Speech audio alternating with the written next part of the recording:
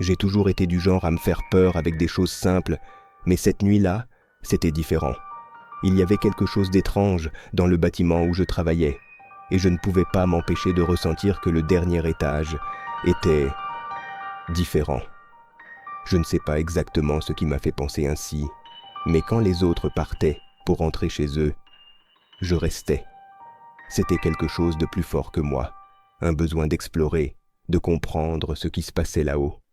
J'avais déjà entendu des histoires sur des endroits comme celui-là, des histoires de fantômes, de ruines oubliées, mais je n'avais jamais imaginé que quelque chose de ce genre puisse être réel.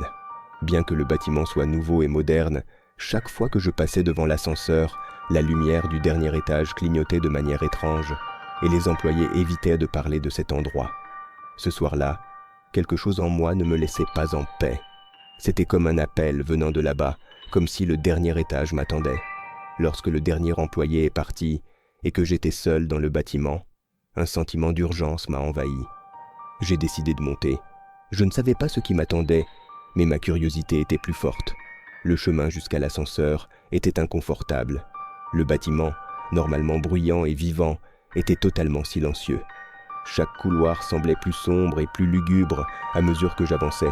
L'ascenseur, qui faisait normalement du bruit en s'ouvrant, était maintenant complètement silencieux. J'ai posé ma main contre le mur, essayant de chasser la sensation que quelque chose n'allait pas, mais à mesure que l'ascenseur montait, le silence s'intensifiait. Lorsque les portes se sont ouvertes au dernier étage, un frisson a parcouru mon dos. L'endroit était étrange, froid et oppressant. La lumière vacillait et semblait ne pas fonctionner correctement. Une sensation de vide envahissait l'espace. Il y avait une odeur particulière dans l'air, comme du moisi mélangé à quelque chose que je ne pouvais pas identifier. J'ai regardé autour de moi, essayant de comprendre ce qui se passait. Le couloir était vide, à l'exception d'une porte entr'ouverte au bout.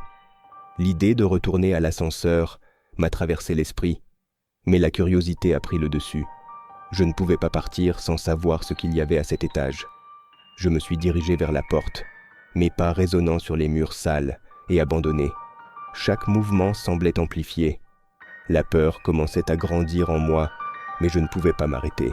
Ce que j'ai trouvé de l'autre côté de la porte était quelque chose que je n'aurais jamais pu imaginer. Lorsque je suis entré dans la pièce, le froid est devenu encore plus intense. Les murs étaient d'un gris pâle, et le sol était couvert d'une couche de poussière qui semblait ne pas avoir été touchée depuis des années. J'ai levé les yeux, et j'ai vu une lampe suspendue, oscillant légèrement, comme si quelqu'un venait de passer par là. Mais il n'y avait personne. Le couloir semblait trop long pour un étage vide, et l'écho de mes pas semblait plus une provocation qu'une confirmation que j'étais vraiment seul.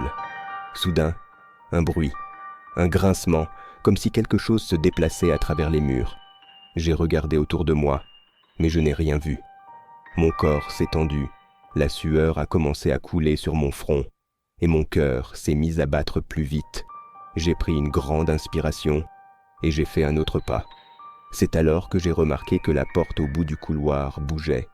Ce n'était pas comme si quelqu'un essayait de l'ouvrir, c'était comme si la porte m'appelait. Je me suis approché, tout mon corps tendu, comme si j'étais sur le point de découvrir quelque chose qui n'aurait jamais dû être révélé.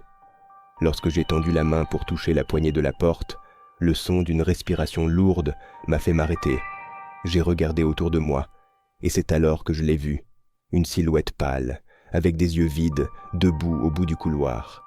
Elle ne bougeait pas, elle ne parlait pas, mais je savais que je ne rêvais pas.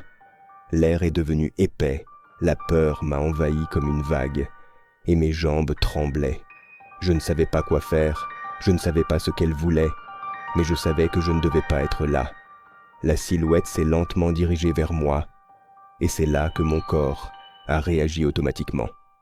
J'ai couru en direction de l'ascenseur, le battement de mon cœur accéléré, la panique me rendant aveugle. Lorsque je suis entré dans l'ascenseur, les portes se sont fermées dans un claquement, et tout ce que j'entendais était ma respiration haletante. Je pensais que la porte de l'ascenseur allait m'éloigner de ce qui venait de se passer, que lorsque je descendrais, tout redeviendrait normal. Mais j'avais tort. L'ascenseur ne bougeait pas. Il était bloqué. Le panneau des boutons clignotait, Puis une voix a chuchoté, si doucement qu'elle semblait venir de l'intérieur de mon esprit. « Tu n'aurais pas dû aller là-bas. » La panique m'a de nouveau envahi. J'ai regardé autour de moi, désespéré, cherchant une issue, mais l'ascenseur restait bloqué, le froid augmentant autour de moi. La sensation d'être observé me dévorait, comme si quelque chose d'invisible était là, à mes côtés. Le temps passait, et lorsque j'ai enfin réussi à forcer les portes pour sortir, tout semblait normal, mais ce n'était pas le cas. Le bâtiment était vide. Il n'y avait plus personne. Il n'y avait plus de bruit, comme si le bâtiment avait été englouti par quelque chose.